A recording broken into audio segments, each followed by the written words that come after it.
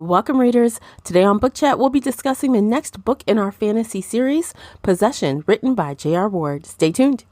Hey guys, I'm so excited to share today's sponsor because you know I love a good mystery title. We even feature one right here on the podcast every single month. So I'm always on the hunt for the next read we can feature on the podcast. So when I had this opportunity to check out this website, I knew it was an absolute great find, and I also knew that I had to share it with you. Today's episode is sponsored by I Found This Great Book.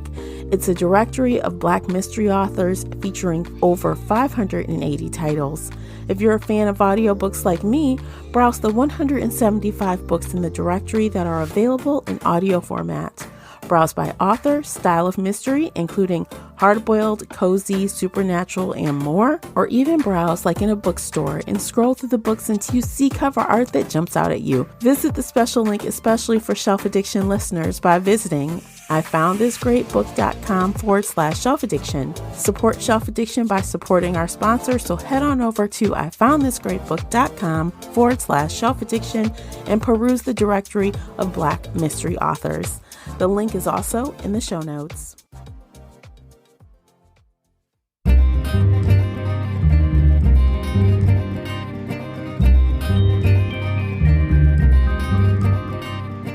Hey everyone, I'm your host, Tamara Ford, and welcome to Book Chat here on the Shelf Addiction Podcast. Participate in this book discussion by joining the Facebook group Shelf Addiction Official or joining us over on the Book Clubs app. Talk about the series with us as well as other bookish topics. I hope to hear your thoughts on this book discussion. You can always find us on Twitter and Instagram. The links for everything mentioned are below in the show notes. If you enjoyed today's episode, please support this podcast by sharing it with some book nerd friends or on your favorite social media space. That would really help me out, and I appreciate you for doing so. The uncut video version of this podcast is available right now on Patreon. Join us there where we get even more candid with podcast after shows and more.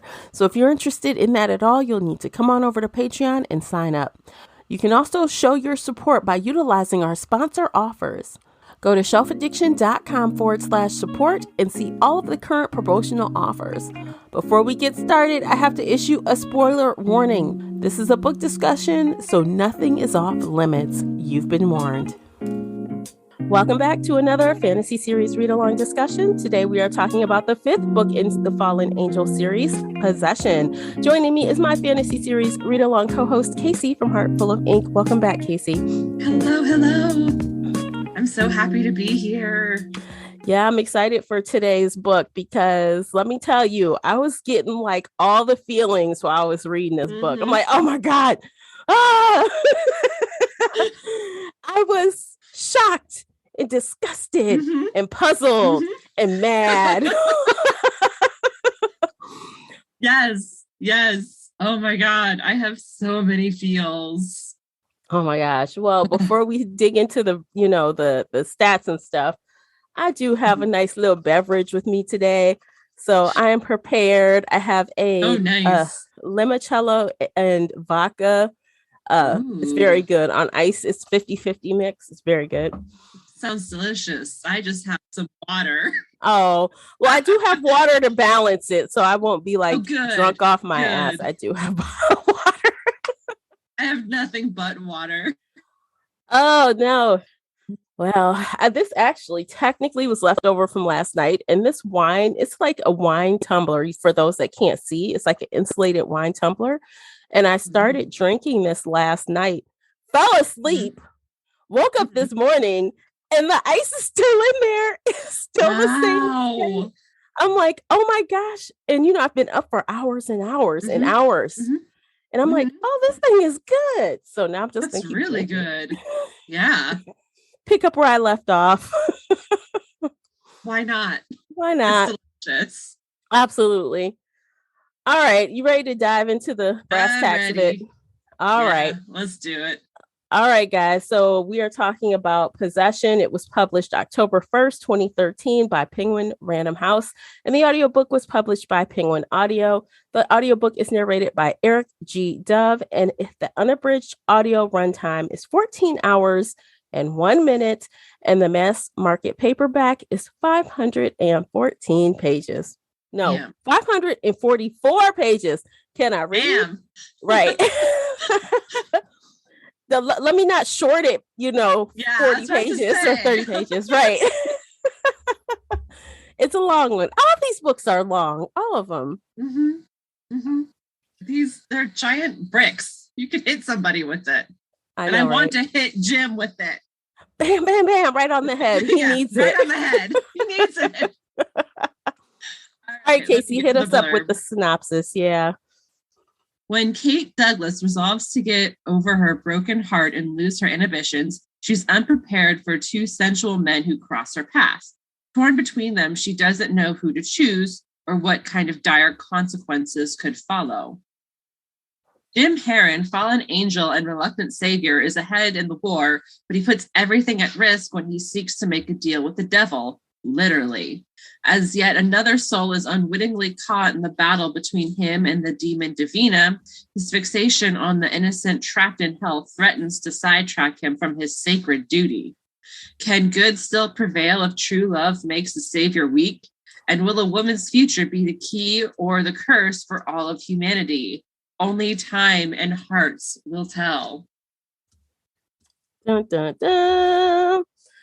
Okay, so first of all, this book should not be titled Possession. It should be titled Jim's fucking stupid, or Jim lost his goddamn mind, or Jim has no brain cells left.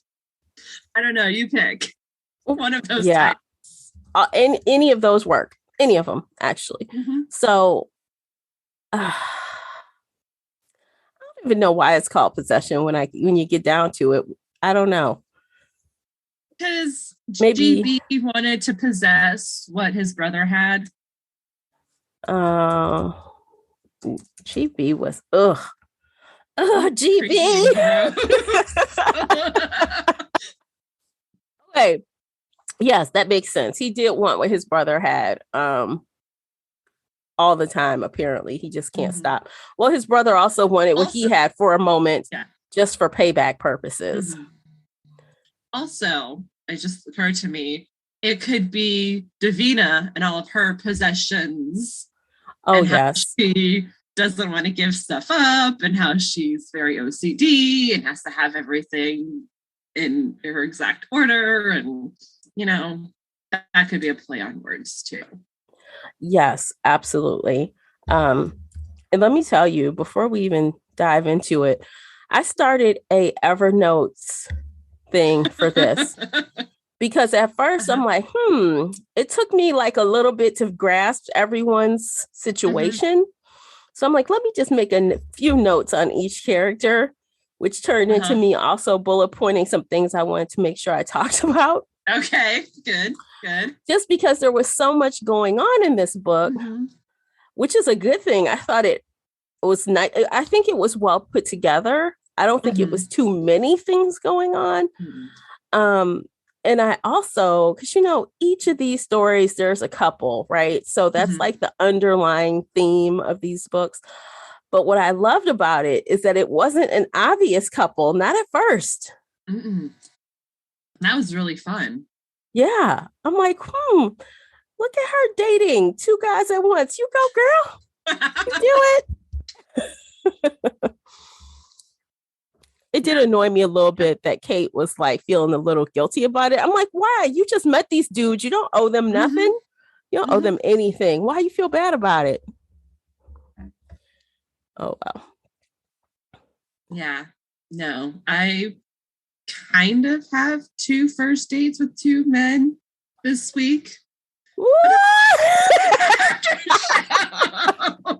Yeah, no, I was reading this book going, ew, I hope they're not brothers. I hope I'm not getting jacked in this book. Just ask both of them. Well, I was going to say ask their last name, but that doesn't mean anything today. That doesn't mean anything, no. No.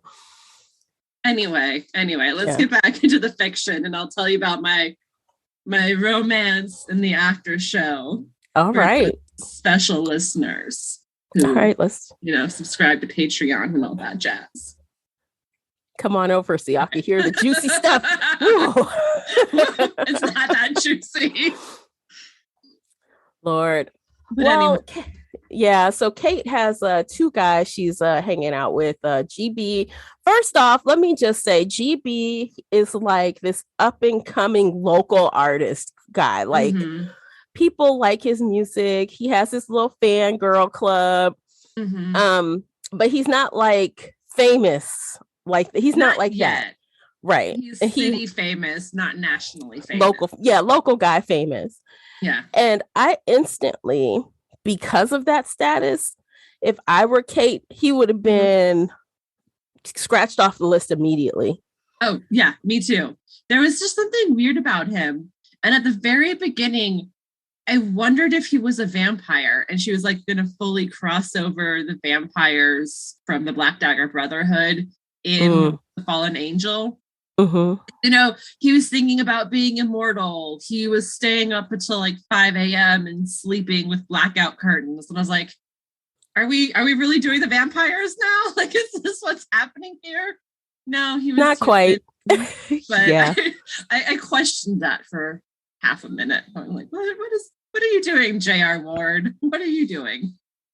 You know, it was like she did have like a lot of BDB vibes going on throughout this John book. Matthew made an appearance. Yeah, I'm like, oh my gosh. I had to go like, wait a second, who is he? Because I was like, I remember him, but it's been over 10 years since I've read those books. I had to go back and look up his book. I'm like, all right, eventually I'll get back and reread it. But which, on a side note, I just don't get his pairing, but whatever. We'll let it go for now. We'll pick you back around at a later date if we ever talk about it. I honestly don't remember her at all. I just know what Duke was saying and that she was a good boss. And I was like, okay, sure. I remember nothing about John Matthews' book. So, okay. Oh, okay. I'll believe you. All right. Well, he has a hard ass, what do they call each other? Not spouse, but mate or whatever. Something like that. Something like that. I don't know. But yeah, so at first I would have X'd out GB just because of his status in the town or the city. But Duke, on the other hand, that stuff is attractive. Like, you know what? Let's say it's been a while, you know, you're kind of out of the loop with the sex game. And then somebody like this approaches you talking all the shit, like, can he deliver? Talking the mess. I'm like, he being a little aggressive, but not like disgustingly so, just enough where you're like, He definitely says, this is available, but the ball's in your court. You get to decide. I will be here at my job. You come to me if you want me. Yes. And I'll give you what you want. But you have to he's like, I'll give you what you want, but you got to come get it. Like, damn. Okay. I'd be like, GB, who? Who? I'm not meeting any man for lunch. Hell no. Right.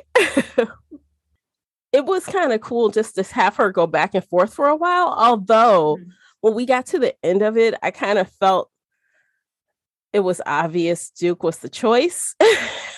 Because I mean, the more she slept with him, the more obvious it became. And when she was around GB, I don't know, he just gave off like weird vibes. I don't know if it was just I didn't like him or if we're supposed to get those weird vibes because like he's supposed to be nice, but also like just no.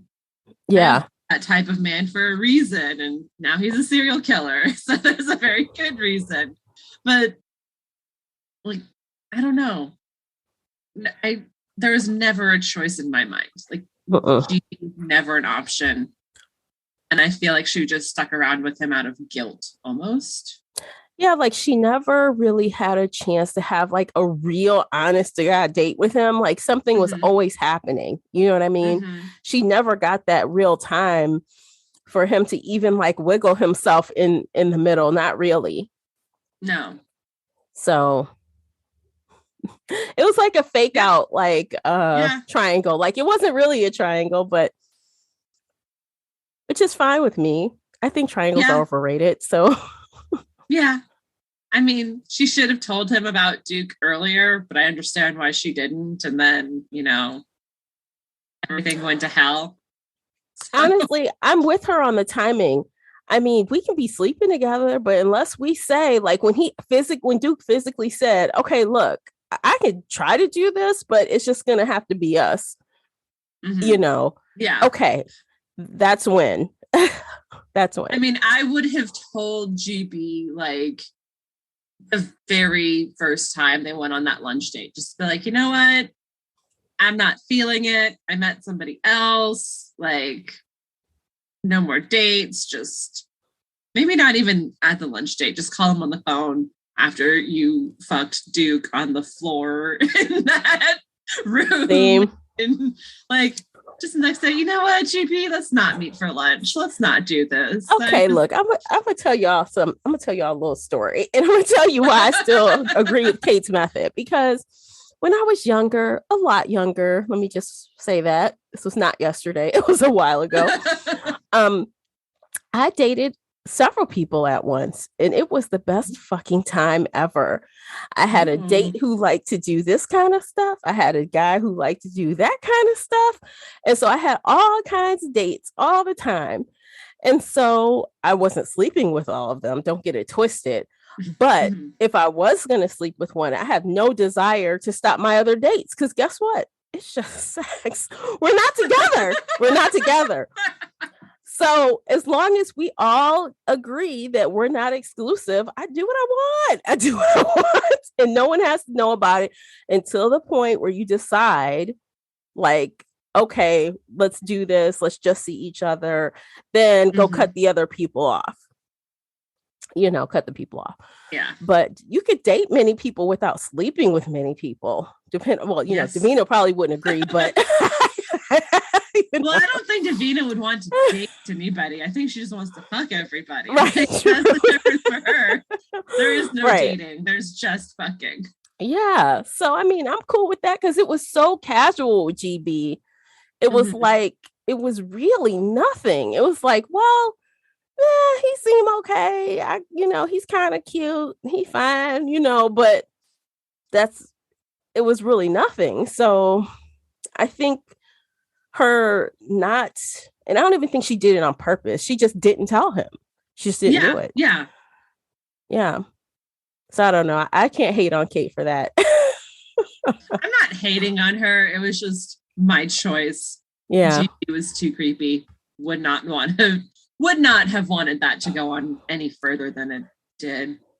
She gave him a lot of chances. Like I said, they never had an official date.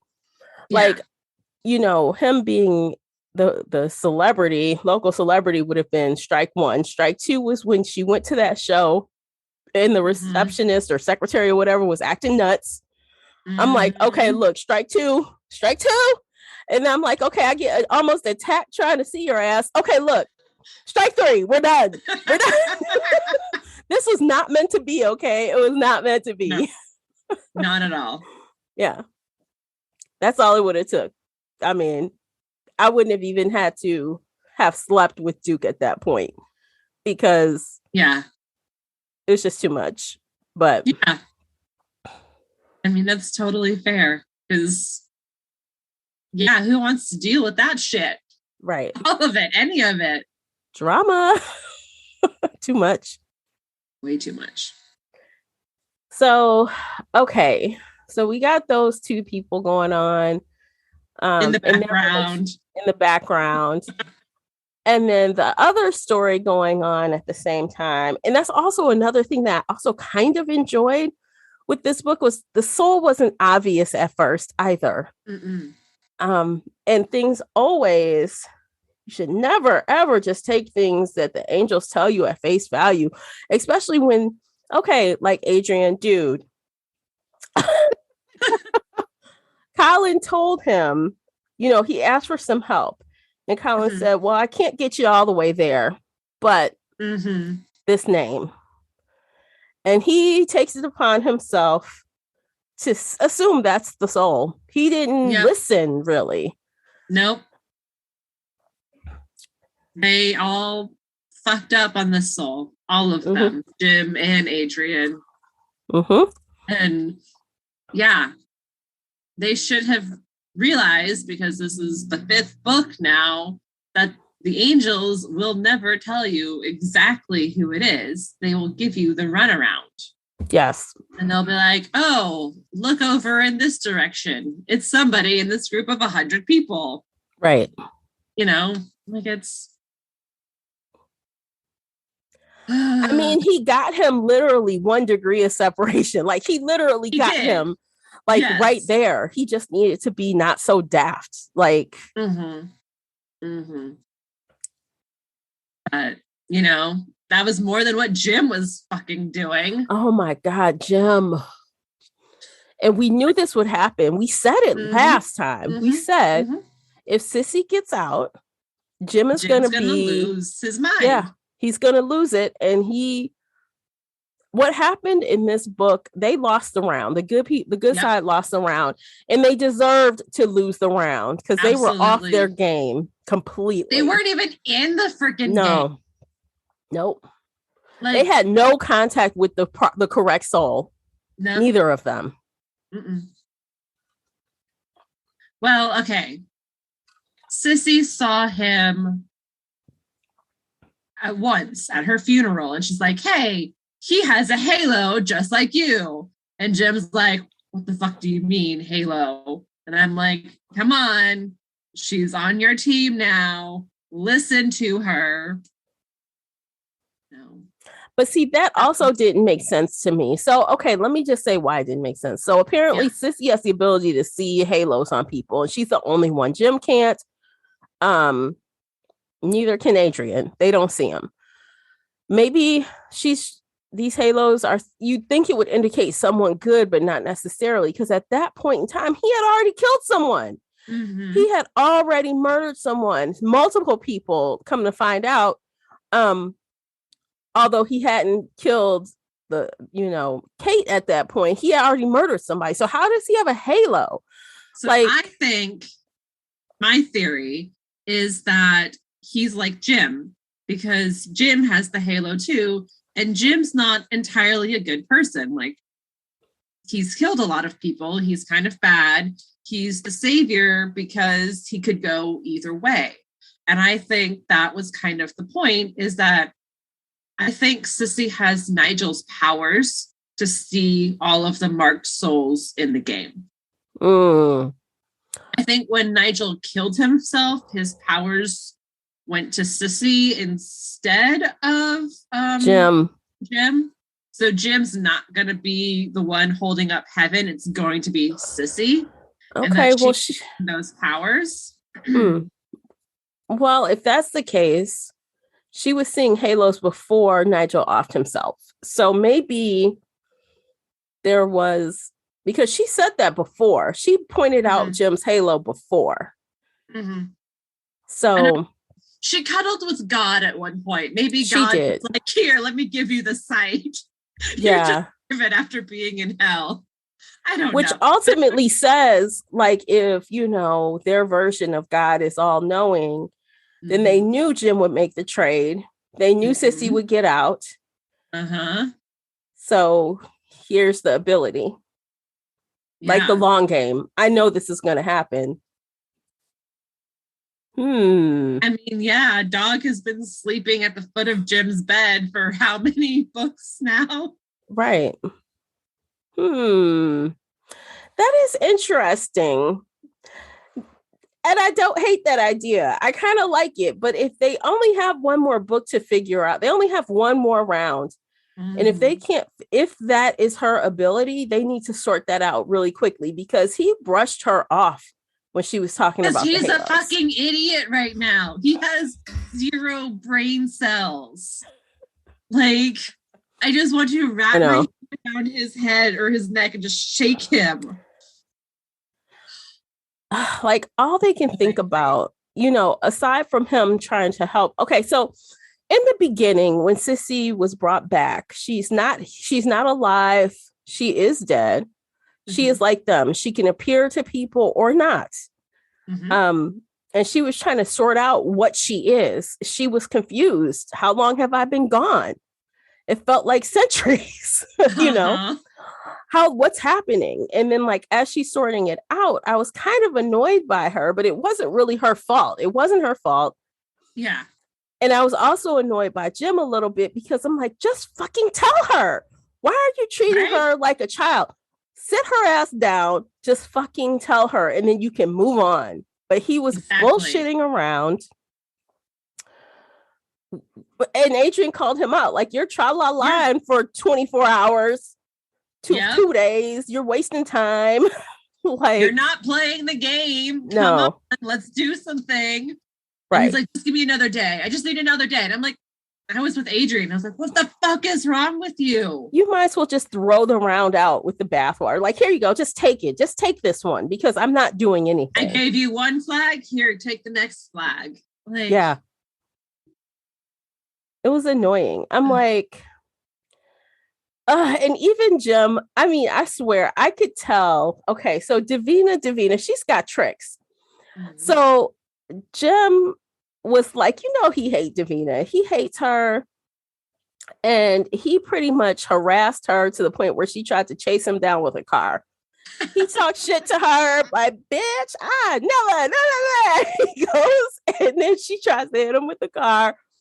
And he ghosted himself, like, but he got hit by the car. A little bit. And there was a little teeny bit of blood on that car. And I'm like, oh, shit. Yep. And she licked the blood off the car. I'm like, ah! It's a total Davina move. As soon as she's like, oh, there's blood, I was like, she's going to lick this because she is this crazy. This is what she wants. She wants his essence, all of him. And oh my gosh. But little do we know how much she's able to do with that blood. Because later we find out that, and I could tell the first 2 times I couldn't tell it was Davina, but that third time it was obvious it was her. The first time I had the thought, I'd be like, this would be wild if it was Davina, but I don't think it can be because they protected the house. Right. I was like, but I was like, would Sissy do this? I don't think so, but like Davina would. And then it was like very PG. She's like, just let me sleep with you. Like, just let me lay here. And I was like, okay, maybe it's actually Sissy, not Davina. No. I had that inkling, like right from the very start. And then afterward, I was like, yes, vindicated. It was her all along. Yes. And because she got some of his blood, she was able to work around those protections. Yep. So again, because Jim is so, focused on Sissy, he doesn't tell Adrian anything about what happened. It's fuck Adrian. What does Adrian need to know? Like, oh my God, Jim. And I mean, in my mind, so let's say when he finally figures out it's her, when the real Sissy knocks on the door and calls his name. Like, hey, Jim, what do you want? Or, are you okay? Or whatever she said. Mm-hmm. He jumped off he was like, his ass was on fire. He's like, oh my God, jumped off the bed. And I'm like, okay, at that point, as soon as Davina disappeared, I'd be like, oh my God, Adrian, I would have called his ass and like had a conniption. This bitch was in my bed. I mean, like, why wouldn't he? Oh, he's so slow. Even tell Sissy. No. Like, Sissy deserves to know that Davina's going around wearing her body. I mean, right? Davina can wear anyone's body. And the fact that she was in that house, that would put Sissy at risk. Why wouldn't he tell her that crazy bitch can get in here? Because he's being a dumb fuck. I know, but he should have told her, because she could appear any kind of way to Sissy. Not, as her mother or father or sister or right.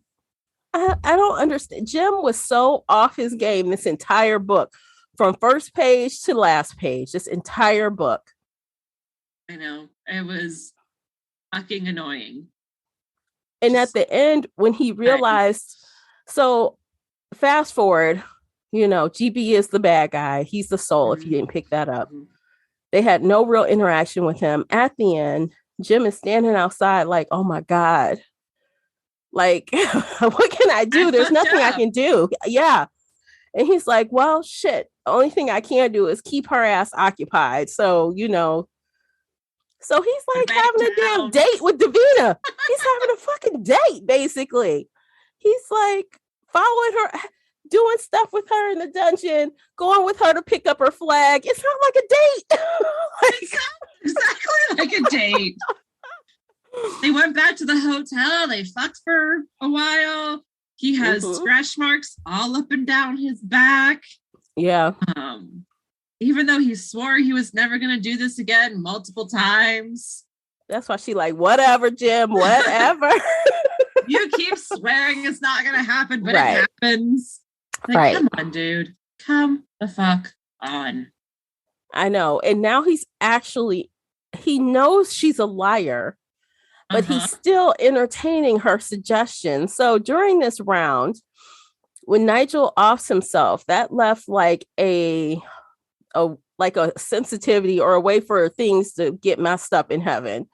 So everyone fled that, like, you know, I guess the perimeter of heaven. Yeah. Right. And they went inside the gates to try to protect everything.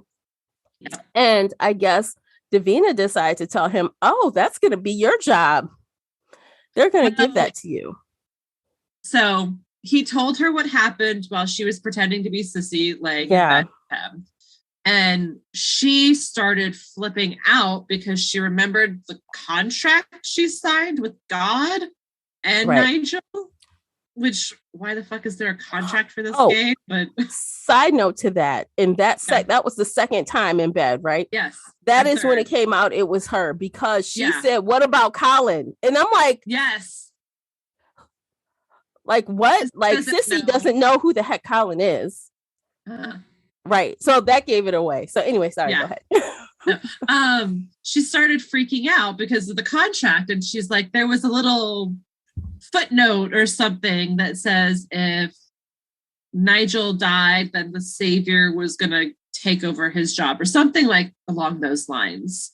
Right. And it was very, like, she flipped out. And I think that was the third time, because she started like losing her grip on reality and losing her grip on Sissy's form, and she was like reverting back into her demonic form, and there were bones protruding, and it was really gross. And she ran away. God, that was another issue. She ran out of his bedroom. Jim ran out of his bedroom after her, yelling for Sissy, and I was like, why the fuck isn't the real Sissy going, what do you want? Why are you calling for me? I was like, plot hole, massive plot hole. I know. I didn't even think about that. I'm like, well, I guess the timing kind of got blurred for me a little bit, because it was like 36 hours, right? And I'm like, was that the point when she was at Walmart? I mean, she getting clothes? I don't know. No, maybe, I don't know. Adrian got her clothes. I don't know. I'm like, whatever. So I kind of just let it go. But yeah, that is a plot hole for sure. Yeah, I was like, what? You can't run out of your bedroom yelling Sissy's name and then have nobody hear it and question. And like nobody. Adrian didn't say, what? Why are you calling her? Like, what's happening? Like, nothing. Yeah. Sissy didn't appear saying, what? What do you want from me? Like, nothing. Yeah. Nothing happened. No. But at the same time, J.R. Ward is trying us. She's trying us with this Jim and Sissy bullshit. Yeah. Like, for real. Like, Sissy's feeling it. Jim's feeling it. He's not feeling it, and fucking Davina instead. And then he's like, but I still want her. And he had that really pathetic line at the end of the book. I think it was like the last page, where he's like, I remember when I sat outside of her room like a dog, and that's all I'll ever be to her, is just another dog. And I was like, oh my God, you teenage boy. Like, I just want to slap you now. Angst. So much stupid angst. I mean, to be fair, yeah, she's like 20 or something, or 19. 19, yeah. She's young. She's like, okay, depending on when her birthday falls, I was a sophomore at 19. I started college at 17. So she could have been into her second year of college, which is more mature than a freshman, but still, you're like twice her age. Yeah. So, I don't know. it was creepy. It was, to be fair to Sissy, when I was 19, if some big badass dude like Jim like saved my life and then was super supportive and emotional and cried on my shoulder, yeah, I'd want to jump his bones too. But I'm not in this war ending battle between heaven and hell. You know, this is a total side comment, but I find this true. And I don't understand why J.R. Ward thinks that all this smoking is sexy. But if someone like him came up or like Duke came up, I'd be entertaining it until they whipped out them cigarettes. I'm like, ugh, that's disgusting. I can't do it. Like, why are all these guys smoking? Like, I don't understand. They're old school. And I'm using air quotes. Oh my God. I call them coffin nails too. Like, they know it's killing them. Well, they're dead. But I don't know. Okay, even when I was younger, Sissy's like, I love the smell. And I'm like, no, you don't. You are gross if you love the smell of cigarettes. No, they're not even smoking cigars or anything sophisticated. They're smoking cheap ass cigarettes. Yeah, that's not sexy at all. That does not smell good at all. Like, I don't understand. Anyway, I'm sorry, I got sidetracked with that, but I'm like, why is that so sexy? Sidetrack away. It's not sexy. It's not. It's the least sexy thing about Jim. Jim, I want to strangle him so badly. Like, I can't. The whole book. Hey, Jim, this is what you deserve. You earned this. You earned it. You earned this failure. And I know, back in book 2, when Davina won her first round, and I was saying, I love this. I love that J.R. Ward is making it, 50-50. The bad guys are winning. I don't even feel proud of Davina right now. Like, she deserves this win, but like, she didn't even really have to fight for it. Jim did literally nothing. She did interact with GB, though. She did. Good for her. And she scared Kate right into Duke's arms. So maybe there was a chance if she had gotten with GB, he might not have killed that woman. Maybe. I don't know. No, because he said Jennifer was mean to Kate. So that's why he killed her. He would have killed Jennifer no matter what. Yeah, he's just that kind of psychopath. Because then when Kate did something he didn't like, how dare you hug my brother? After everything I told you, how dare you? I'm coming to kill you. Like, what? Yeah. No. Creepy. Disgusting. Okay. So also, I didn't quite understand why Nigel killed himself. So I took it upon myself to kind of guess that because Sissy was given back, that was the consequence of Sissy being given back. But I just guessed it because it wasn't told to us. Why did he kill himself? It felt very weird. And at first I didn't believe it. Like, I know Colin came and he was all upset. He's like, Nigel's gone. And I was like, what do you mean? Is he faking it?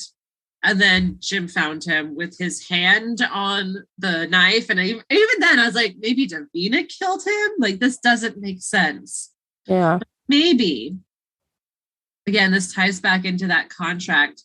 Maybe Nigel realized that he needed to die so Jim would come up to heaven and do this. And then Sissy could be the new savior.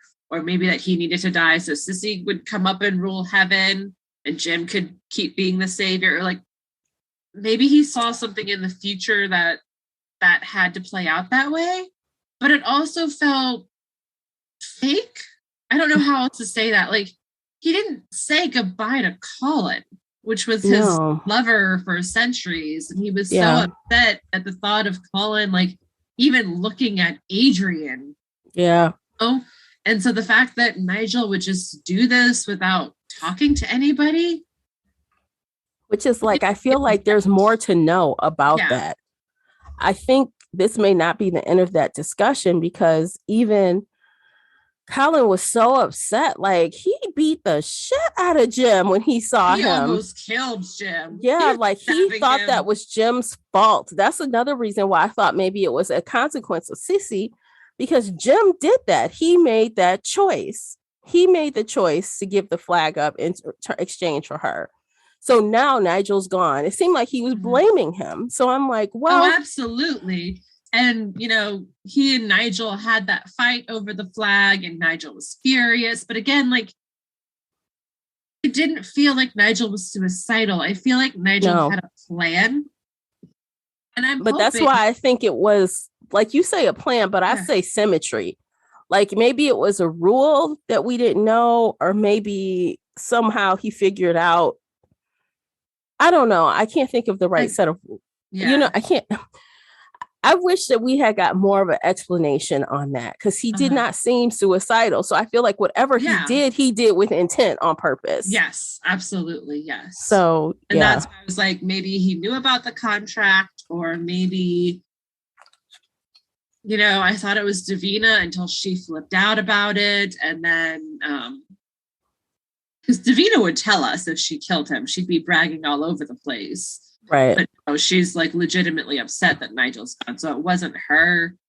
Maybe it's some new villain, but that wouldn't make sense at all. I don't know. I'm hoping that Nigel and Eddie come back to life in the next book, even though I know dead characters usually don't come back. Yeah. I still want Eddie to come back. Me too. Okay, wait, let's take a quick break, because there's one more comment I want to say that piggybacks around before we move on to Eddie.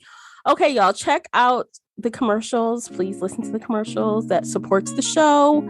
We appreciate you for doing it. Check out the book review journal, available now on Amazon. The links are in the show notes for all that fun stuff, and we'll be right back.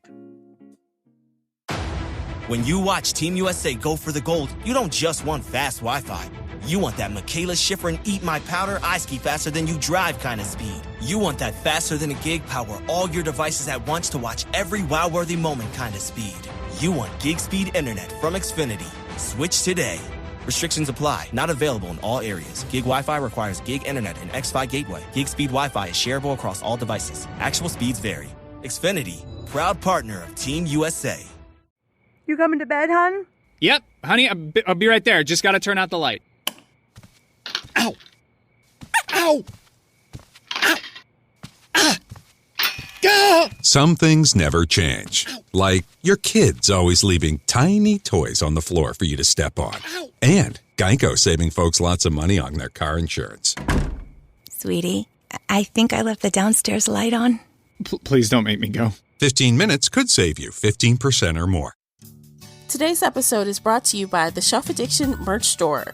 Check out all the bookish t-shirts, notebooks, mugs, and more. Don't miss out on these original designs, perfect for any book nerd. Support the podcast and visit shelfaddiction.com/merch and pick up your next favorite bookish item. All right, guys, we are back. So what I wanted to piggyback on is, you know, how we were contemplating why Nigel did what he did. But ultimately, that piggy's coming back around to Jim believing Davina when she says, hey, if we both just quit this thing, that won't be your job. None of us will lose. Because ultimately, she wants Jim. And she knows if Jim is in that seat, she cannot have him. Heaven. Yep. He is out of her reach forever. Yeah. And so I believe Davina when she says, let's just quit. I don't think she's lying. I don't think she's fucking with him. I understand why Jim thinks it's a trap, but I think it's truly Davina and her therapy working and saying, hey, I want you more than I want stuff. Let's be together. But she's Davina. So. She wants him more than she wants to win. Yes. She like, well, in the meantime, until you figure this out, I'm going to win this round. She's not an idiot. Yeah, she's not. She like, he's not doing anything anyway. This is an easy one. Exactly. But okay, so she's winning now. It's 3-2. There's possibly 2 more souls left, but only 1 book left. So we'll see how it ends. Like if she walks away now, he could still win. Mm-hmm. He could. I don't know. I think my soul tells me because this falls under paranormal romance, we're going to get a happily ever after, but I'm not 100% sure of it. I am so curious as to see how J.R. Ward is going to pull this off in 1 book. Yeah, there's a lot to cover in 1 book. A lot. Like in this book, Kate and Duke and GB absolutely felt like the subplot, the secondary afterthought to what was going on with Jim and the gang and Sissy and everybody. And I don't know if J.R. Ward can focus and get everything resolved with Jim and Davina and Sissy and Adrian while giving us another romance. So I wonder. You know what? I just looked at my rating and I honestly, God, just like these other books, I don't remember. I don't remember it, but I rated it 5. So that tells me there was something satisfactory that came out of it. And I really can't remember what it was, but something good or something that made me satisfied happened. Okay, good. I don't know what. I wish I could remember, but every time these books is like brand new to me. It's been so long since I've read them. It's like brand new. Like even there was this one part, you guys, I posted about in the Facebook group. Do you know what part I'm talking about? Yes. I said, you'll know it when you get to it. So there's this part. So Jim is off doing stuff and he asked Adrian to keep Davina occupied, keep her busy. So, he does. And, she liked to F with him. She liked to have sex with him. Mm-hmm. And he's like, okay, let's try. Now, don't forget, his body is not healed from the ailments of the last book. So he has become impotent. Yep. It was hilarious. The scene, I fucking died. It was hilarious. So Davina is like very put out that he is not getting hard. She is very upset. She tried everything. She tried sucking him for hours. She tried for hours. That's what I'm like, for hours. She tried masturbating in front of him for hours. No go. He could not get hard. And he was like, it feels like somebody's licking my elbow or something. Like there's no sensation at all. It was so funny to me. I'm like, damn, he is getting her where it counts, her ego, because she knows, like, she's like, I get anybody to do what I want. And she usually does. But it was so bad. She had an emergency therapist appointment. And she was like, I feel ugly. No, the best part is after they tried fucking and for hours, nothing worked. He took her shopping. Yes. To Target. Yes. Like, this is so pathetic. I can't even take her. She couldn't even go to like her Nordstrom, whatever. No, and they picked out clothes for Sissy. And she just followed Adrian around. Like a lost puppy. Like, yes, let's go here and buy crappy clothes from Target. Like, can you imagine that? TGI Fridays. And she ate nasty food. Oh my God. That's what made me laugh. That whole thing, hours of trying to make something happen, it doesn't. You give up and go to Target and TGIF of all places. Like, oh my God. It was hilarious to me. It was so hilarious. I'm like, oh my God. And Adrian, he was actually like having a good time with the fact that it wasn't happening. Yes. I think he enjoyed, it was fucking with her. And that's what he always wanted, because she has tortured him just like she's tortured Jim over the centuries. Mm-hmm. And, this is finally him getting back at her. So, yeah, he enjoyed it. Good Oh for my him. God. I thought that was like that scene where she starts to, give him fellatio. And it's like the description of his penis just kind of popping out of her mouth. Like, I'm like, oh my God. It's like flaccid. Oh my God. It was hilarious. I just died laughing. I'm surprised Adrian didn't laugh like out loud. He kept a poker face. I mean, oh my God. I know. I was like, I would be laughing. I know. And even her poor therapist tried to help her. She's like, are you sure it's not a medical reason? And she's like, no, it can't be medical. Oh my God. Oh, that was hilarious, y'all. That was the funniest part of the book. It was worth. It was. Well, okay. The second funniest part of the book, Davina pretended to be a black cat and ran in front of Jim's truck while he was driving around with Sissy, and he freaks out and crashes his truck into the car or into the tree. Remember? Mm-hmm. And for some reason, he is kind of immortal right then, which I thought was really weird. His magical powers were kind of on the fritz in this book. But they take him to the hospital. He has injuries. They're trying to fix him. And this motherfucker takes a chair, breaks the window, and literally jumps out of the building in just a hospital gown. So I'm imagining his ass just out in the wind. No clothes, no shoes, no nothing. No clothes, no shoes. Well, his foot didn't cast in anything. Yes. And like, I was like, oh my God. Sissy was there watching him, but she's a ghost. And Colin came down to check on him. And he's like, and Jim's just like, nope, I'm going to jump out this hospital window and go my way out of this hospital and get away from you all. Even Sissy was like, Jim, what are you doing? You are clearly hurt. What are you doing? Oh my God. He just would not listen to anybody. He was just on some BS. Oh my God. It was hilarious. And I laughed at that. And who comes to his rescue? Davina. She's like, get in the car. And he's like, well, fuck me. And that's where it happens, y'all. So he gets in the car. She drives to a hotel. And all of a sudden he is invisible because the hotel guy is like, are you coming?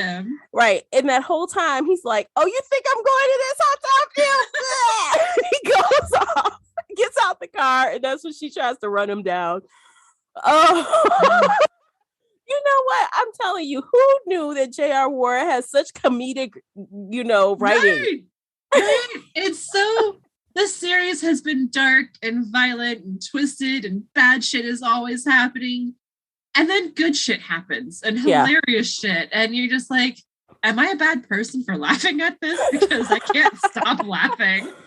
Because it's like we're laughing at the parts that are really effed up, but it's effed up for a reason. And that's why it's funny. I know. Like, it's like all the karma. That is karma. And that's what makes it funny. Exactly. Oh man. Yeah, I had quite a few laughs out of this book, but it fit. It worked. It didn't feel out of place.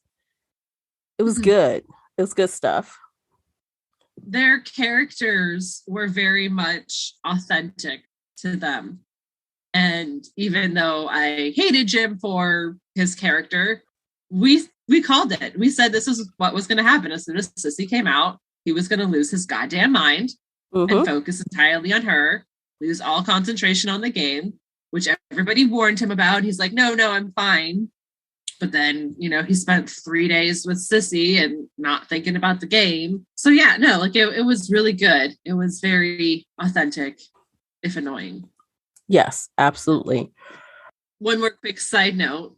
Another hilarious part, which we didn't think about, but, in the very beginning, Davina was more upset about having to give up Sissy because Sissy was one of her possessions. Yeah. More than the fact that Jim wanted her. And I thought that was hilarious because she was counting Sissy like one of her tubes of lipstick. And she's like, I can't get rid of stuff. I can't let go. And yeah, I was laughing at that too, because I was like, oh, she's OCD, and yeah, she was willing to almost not win, not take the flag because she didn't want to give up her possession. She had to talk herself out of it. Like, this is stupid. I want the flag. And also Kate's OCD was very reminiscent of Davina. And so that was fun to watch. Yeah, she did have a little bit of that too. I liked Kate. I liked her from what we got of her. I liked her character. I liked Duke, even though he was dumb too. But most of these men are dumb. Most of these dudes are dumb. All you have to do is just be honest with the woman. She was trying to pull questions and get you to answer things. And you gave her these lame ass no answer answers, which screwed you later. Oh, and who was the guy? Who was the janitor in the church? Who was the janitor in the church? God? I don't know. Cause I'm like, well, wait, was that like Adrian? And I'm like, no, because one scene Adrian is in the church at the same time. Right. So I'm like, well, I was trying to figure out the very first time he appeared. I'm like, no, that's not it. I felt like something was like angelic about it or different about it. So maybe that guy will show up again somewhere, the janitor. I think it was God. I think it was Dog pretending to be human for once. Yeah. I mean, because he told Kate, he said, just talk about it. Just talk it through or you'll never get what you want. Uh-huh. And so y'all, okay, so this was another crazy part. This was some like Jerry Springer drama. Okay. So Kate is like all fine with Duke. She goes home after the funeral. GB is pissed off that, how dare blah, blah, blah. So he calls Kate on the phone and he tells her where Duke is. And Duke is out with his nephew. So, and he leads her to believe that that's his son and not his nephew. So she gets in her car, hightails it to the mall to catch them in the act. And then she runs away all mad. I'm like, okay. Then she goes to Duke's house. That she didn't yell in front of the kid. Like that was respectable. But then she goes to Duke's house. Right. Then she goes to his house and then she's looking like a creeper. And then the high roommate, she's already thinking, oh, great. He does drugs too. Like she on something, right? She has taken off. She went from level 1 to 1,000. She tells him where he can get off and, just tell Duke, deliver this message, blah, blah, blah, blah, and runs away. I'm like, Lord, this some trouble if I ain't never. Yep. It was funny, but I'm like, Duke told her that he kind of had a roommate.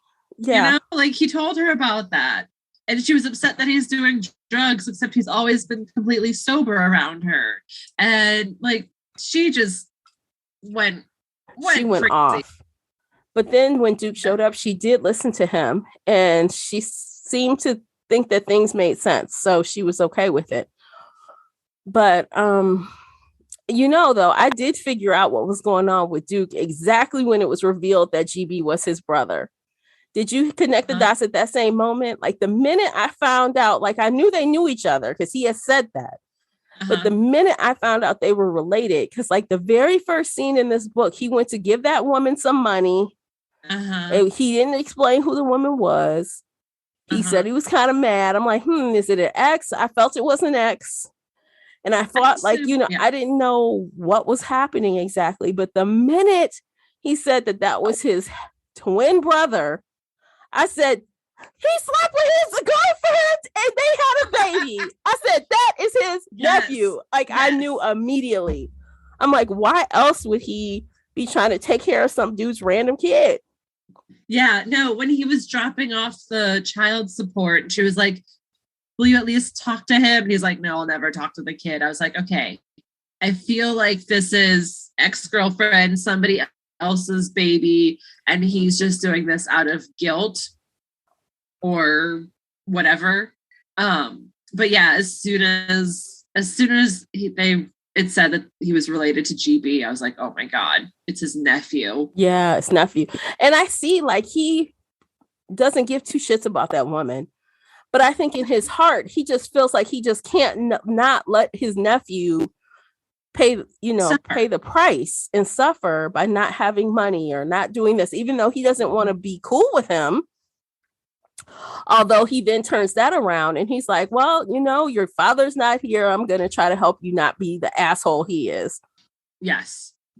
Which is good. This kid needs a father figure if he's going to be a fucking bully at the age of 12 or whatever. Like, you got to stop him now before he turns into a psycho like his daddy. Because first it's bullying and then it's killing animals. Like, I just, like what Jim said, his brother was like killing things and stuff. So I'm like, well, maybe he just wants to end the cycle. So he's going to, regardless if he likes it or not, he's going to be the man figure, father figure to him, even though it's his nephew. Good for him. Yeah, he needed that. So one thing that didn't quite make sense to me, if we still have time to talk about it, was Duke constantly going to that psychic woman. Yeah. And she kept calling him and saying, beware the brunette.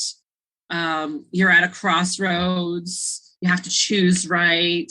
And I was like, but Duke was never really at a crossroads. No, he wasn't.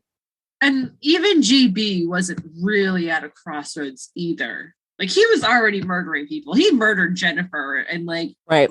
The way he talked about it, he's done it before, would definitely do it again. I don't understand how this was the game almost. So yeah, I do wonder that. What was the crossroads for GB? What was it?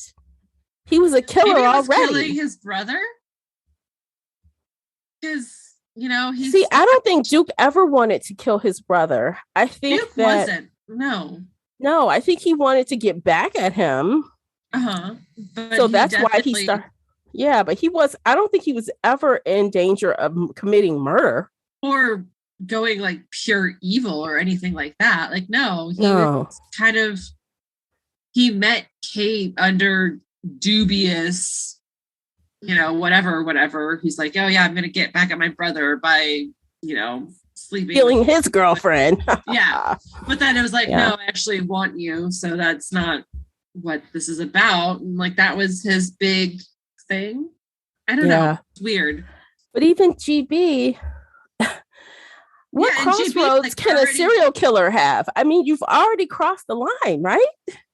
I don't know. Even with Matthias in his first book, he, was a murderer killing lots of people, but this was going to be a super awful murder. And, I don't know. It felt weak. It didn't feel like there was enough to make this the game, but also and honestly, I don't put someone who was a killer. Okay. 2 killers are equally bad. They're equally bad, but I don't think that putting a killer for the government on the same level as a serial killer. Oh no. I don't think, you know what I'm saying? Yeah. I mean, Matthias was fucked up in his own way, because remember how he killed the son and made the father watch and then forced him to, he's fucked up and he was doing really nasty shit. But that was crossing a line and going after the heroine in that book and doing all kinds of crazy stuff. And then here, I don't know. It felt weak. It didn't feel like they were at a crossroads. And the fact that the psychic kept calling and was like, you have to choose, there's blood everywhere. Yeah. And I was like, this. It never came back around. And also Kate picked up the same psychic's card, but it never came back around. Remember, she picked up the card. She was going to, but then she went to church instead and met the old man. Right. But she took the card when they fell. Yeah. She took one, but she never called her. It never touched base again with that story, with that part of the story. I don't know. It was weird. Yeah. It was kind of left open. It was off. I don't know. It's hard to explain. You make these points for a reason, but they never came out. It never came back around. So I don't know if she was trying to do it to make us feel like this plot was bigger than it was, but really like it was just overshadowed by Jim. Another thing that really didn't have any weight in the story was at the beginning when Kate got her new hairdo. I knew it was Davina giving her the blonde hair. I knew it was. And then, of course, the psychic says, oh, you need to be with this brunette. You need to talk to this brunette, And I'm like, well, obviously it's her because she changed her hair color. But I'm like, they act like that was a crucial, like... It took me half a second to remember that was Davina. Because I was like, Pablo, why do we know Pablo? And then he was acting weird. And I was like, oh, it's Davina. And I thought she was going to sacrifice Kate, the way she was sacrificing all the other blonde women, like Sissy, to fuck with Jim. But then she didn't. And Davina just has a thing about blondes. Because honestly, she could have made Kate a redhead and it wouldn't have mattered. No. Another weird open-ended thread was that Kate lost her notebook. Yeah. I thought Davina stole it, but no, Davina just stole her earring. She kept. Yeah. Maybe GB stole the notebook because I had a picture of him in it. I don't know. I was just like, where she kept going, my notebook is missing. My notebook is missing.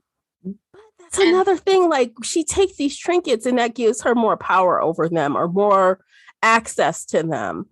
But she never really did outside of chasing her in the the car parking lot or whatever. She didn't really have any interaction with Kate, Davina, outside of trying to scare her away. Well, that's and change her. Wanted. Right. She wanted her to end up with Duke so she could manipulate GB into getting upset because she was with Duke and not him. I don't know. And maybe the crossroad was, we've learned in this book, the action isn't the crossroad. The intent is the crossroad. So he intended to off his brother. Maybe that's the crossroad, to kill his brother. Yeah. Right. Or kill Kate. Maybe. Because he came for her and he was trying to kill her. And he was trying to kill the brother.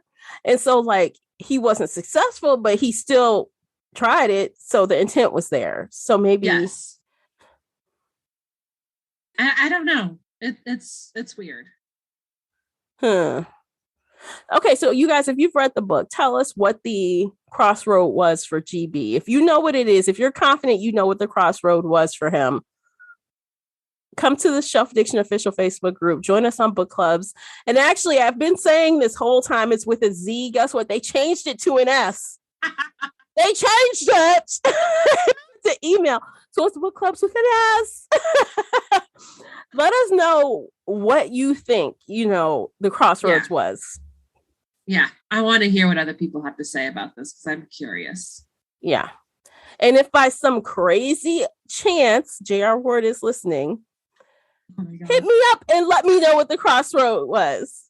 Like, hey, Tamara, I listened to your podcast and this was the crossroad, you dummy. It was in the writing. Tell me. I'll be okay with it. Tell us. I'll be okay with it. That would be amazing. Oh my God. I know. That'd be one for the record book, man, if that happened. Oh, wow. Yeah, for sure. It'd be wild. Yeah. Like this one time. I have a story for life. Oh my God. Okay, so I think we should rate it. What do you think, Casey? Yeah, let's go ahead and rate it. Okay. You want to go first? Okay, I'll go first. I'll go. So while I did kind of dislike Jim in this installment, I had a blast with the book. It was funny. It was shocking, compelling. I've liked the couple. I liked the sex in the book. There were a lot of things that I liked. The audiobook narrator did a spot on job. He always does a good job with Davina's voice. He changes his voice to this falsetto, you guys. It's amazing. It's like Davina's.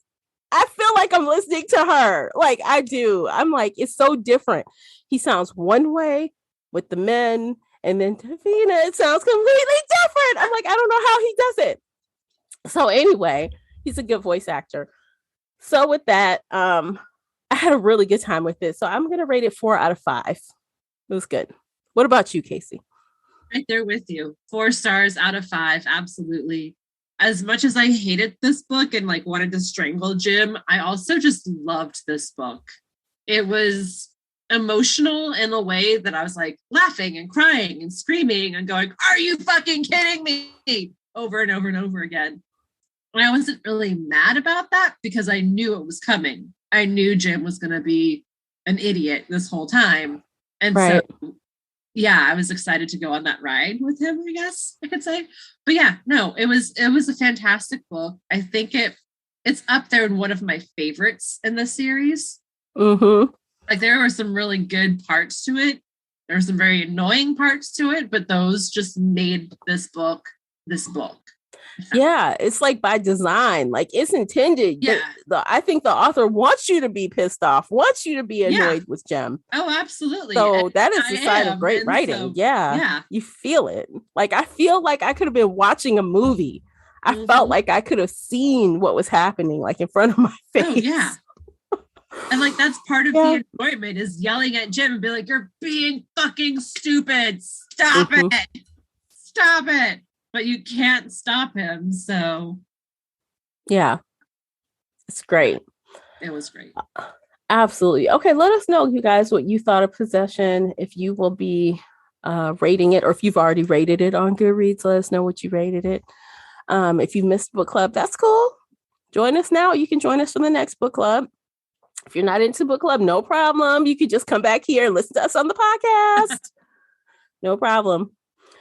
So the next book is the final book in series, and it is titled Immortal. So immortal could mean a lot of things. It could mean Jim is forever immortal. Like, is he going to be in Nigel's space? Is he not? Who knows? Who knows? It could be the dead angels coming back to life. I know, because Eddie's still hanging out. He's still fucking hanging out. I'm like, okay. Come on, Eddie. You smell like flowers. Just open your eyes. I cannot with that. Get rid of this dead body. I'm sorry.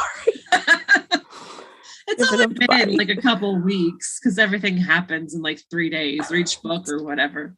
I don't care. So get this dead, unless he's coming back at some point in time. Get rid of that body. Somebody take it up to heaven. Somebody. Do something. Anyway, next to Nigel. I want that explained in Immortal. I want Eddie's body hanging around explained. Yes, me too. I want it. I better get it. Yeah. That needs to happen ASAP. Yeah. So between finding out about the whys of Nigel, I want that. I want Eddie's resolution. And honestly, I would love to see Adrian return to his normal state. I would. I think it's bullshit. He got a raw deal for doing that dumb shit. Now, it was dumb. Oh, yeah. It was dumb to do. But I'm like, dude, I'm immortal and I'm an angel. And I have to stay with these injuries? Oh, my God. No. I mean, it was funny while he was incompetent with Davina, but he deserves to have his dick back. Yes. Because he loves sex. I mean, clearly he was doing sex all the time. He was having sex all the time before. So, I don't know. We shall see. All right, I think we're done. What do you think? I think we're done for today. All right. So, it's been a blast. You guys, come on over to Patreon and check out today's after show. We have some fun times ahead available right now for you to listen to. Until next time, happy reading. Take care of yourselves, and we'll see you next time. Bye, guys. Bye, everybody. If you enjoyed today's episode and would like to show your support, there are a few things you can do. Head on over to Apple Podcasts and leave a positive 5-star review, or like this episode on your favorite podcast player. It seems so simple, but it really helps me out. You can share this podcast with other book nerd friends or on your favorite social media space. You can also join the Shelf Addiction Patreon family. For as little as $2 a month, you will help us produce even more awesome content for your ears.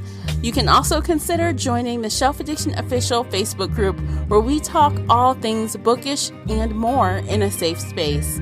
The Shelf Addiction Podcast is a part of the Nerdy Maven Network. You can also reach us via email at info@shelfaddiction.com. Thank you for listening.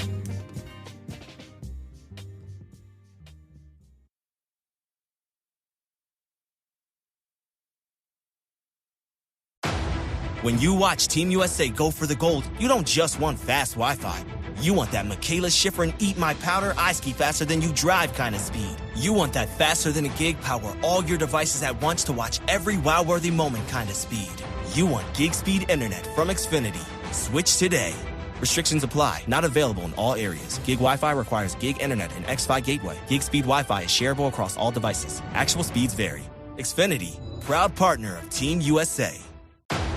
When you watch Team USA go for the gold, you don't just want fast Wi-Fi.